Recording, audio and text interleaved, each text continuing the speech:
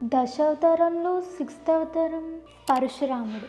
పరశురామ అవతారం చాలా పవర్ఫుల్ అని విన్నా. అసలు ఇది ఎలా స్టార్ట్ అయింది? పూర్వం త్రేతాయుగంలో గాది అనే క్షత్రియ రాజు తన కూతురు సత్యవతిని భృగు మహర్షి కొడుకైన రుచీకునికి ఇచ్చి వివాహం చేస్తారు. ఆ తరువాత ఒకరోజు భృగు మహర్షి రుచీకుని ఇంటికి వెళ్తాడు. మహా తపస్వి అయిన భృగు మహర్షికి సత్యవతి ఎంతో సంతోషంగా సేవలు చేసింది. దానికి సంతోషించి భృగు మహర్షి తనతో నీకు ఏం వరం కావాలో కోరుకో అని అడుగుతాడు. అప్పుడు సత్యవతి నాకు అలాగే మా అమ్మకి కుమారుణ్ణి ప్రసాదించమని అడుగుతుంది. అలా ఎందుకు? ఎందుకంటే సత్యవతి తండ్రి గారైన గాది మహారాజుకి కుమారులు లేరు కాబట్టి సత్యవతికి అలాగే వారి తండ్రికి కూడా కుమారుణ్ణి ఇవ్వమని అడుగుతుంది.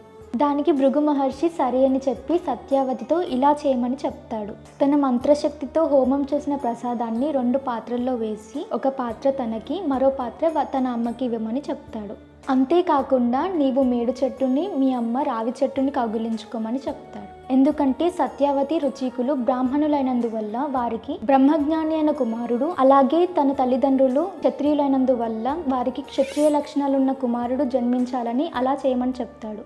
కానీ ఇక్కడే ఒక పొరపాటు జరిగింది. సత్యవతి తీసుకోవాల్సిన ప్రసాదం తన తల్లి తీసుకోవాల్సిన ప్రసాదం సత్యవతి తింటారు. అంతేకాకుండా సత్యవతి కౌగిలించుకోవాల్సిన మేడు చెట్టుని తన తల్లి కౌగిలించుకోవాల్సిన రావి చెట్టుని సత్యవతి కౌగిలించుకుంటారు.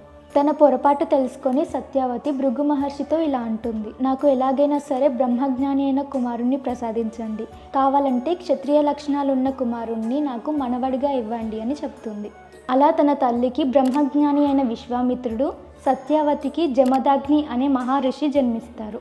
అసలు పరశురాముడు ఎవరికి జన్మించాడో నెక్స్ట్ పార్ట్లో తెలుసుకుందాం.